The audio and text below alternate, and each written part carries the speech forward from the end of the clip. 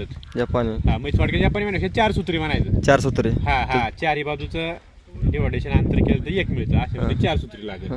याचा फायदा काय होते? याचा फायदा जास्तीत जास्त म्हणजे हवा पिकाला ज्यावेळेस पीक मोठं होतं त्यावेळेस जे हवा खेळली जाते आणि जे फुटवे चारी बाजून समानांतर असल्यामुळे फुटवे जास्त होतात. साधारणतः एकाच होते तुम्हाला 30-32 फुटवे मिळतात. उत्पन्नात काय फरक? आणि उत्पन्नात वाढ राहतेच नाही साधारणतः. कोणते जाते तांदूळ? हे इंद्रायणीचे इंद्रायणी. हा याला काय बाजारभाव मिळते सरासरी? सरासरी आपण हा एक 55 ते 60 रुपये विकतो. होलसेल? हा होलसेल नाही, डायरेक्ट आपण आपल्या फिक्स गिरायक अशी. आणि होलसेल म्हणलं तर होलसेल साधारणतः 55 रुपये जातो जागेवर. हा जागे. आता हे किती गुंठे वावर आहे? साधारणतः एक 30-32 गुंठे राहणे.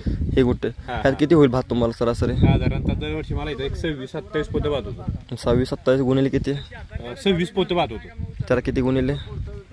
उत्पन्न किती सरासरी पैशामध्ये?